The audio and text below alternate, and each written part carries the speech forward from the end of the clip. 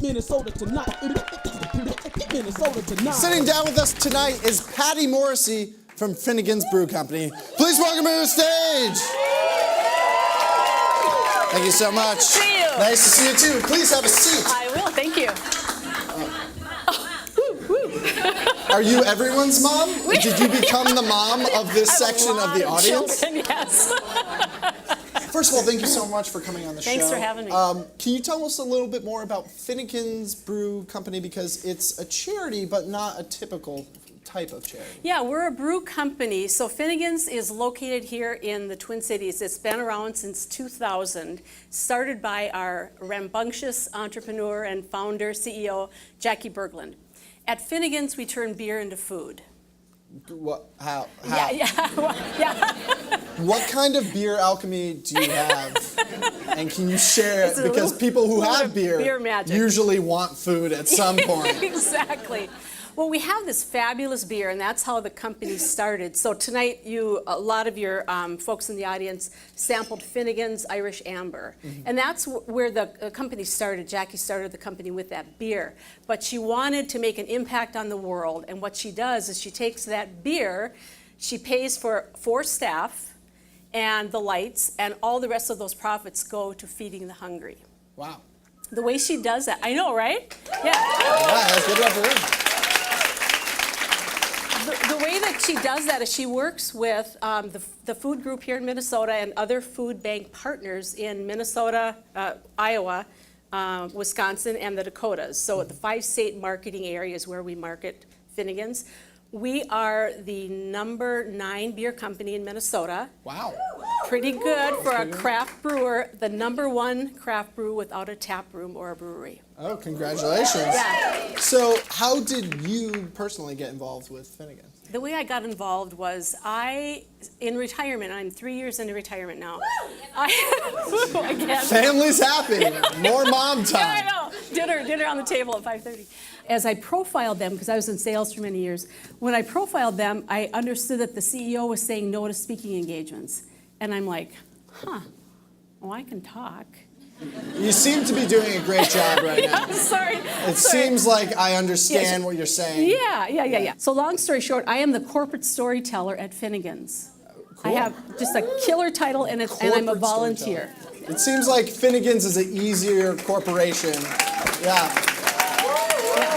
So it seems like Finnegans is like the ideal corporation to be a storyteller for. I would hate to be like Energy Partners International or Enbridge's storyteller. We put oil into lakes. Really? Any other stories you want? What do you want? You have some personal connection to the mission of Finnegans, isn't it? You know, I do. So I didn't have indoor plumbing or a telephone until I was about 6. We were on what was called the county. We were not on welfare, because I don't think we really used that word in those days. I'm very old, by the way. You fooled me once again. Yeah, but we didn't have. We were on the county. We had county cheese, county peanut butter, icky dry milk. It was horrible.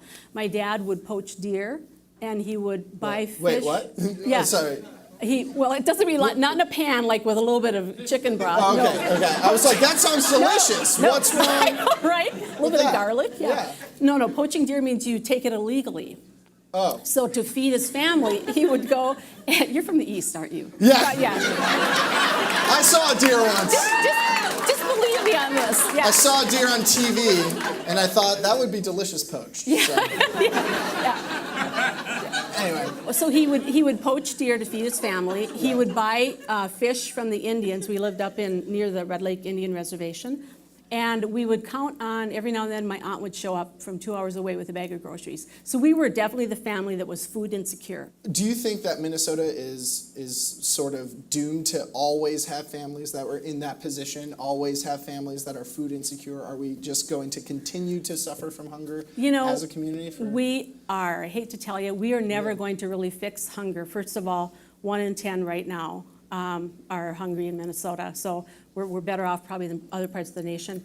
But other dynamics impact it. So many families are one crisis away from needing to go to that local food shelf to help out, because they have to pay their rent so they can keep a house. If they can't, have a house, they have to have a car so they can, have somewhere to live. I mean, this really happens to real people.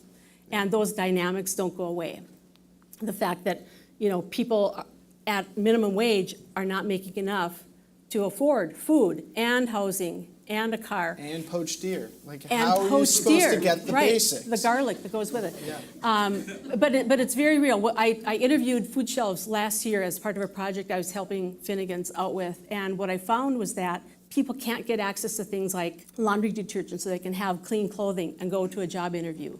Some of those things are very hard to find in food shelves. So what can we do if anybody, say in the audience or who's watching this, what can we do to try to address this problem?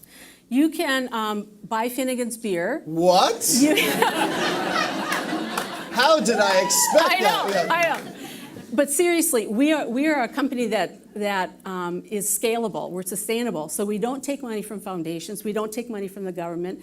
We create more profitability by selling beer. You can join companies like Finnegans or the food group that's our food bank partner here in the Twin Cities, and you can volunteer for them. You can do things like bike races, and you can be a sampling saint and sample Finnegans beer in liquor stores and bars and get paid in beer.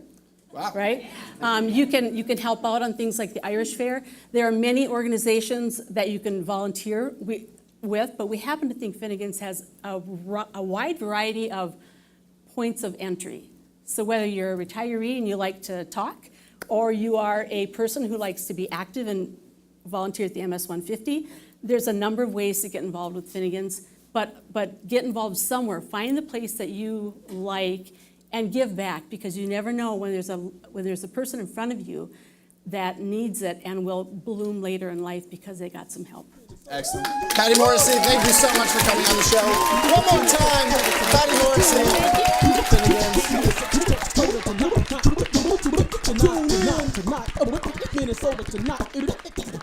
Minnesota tonight.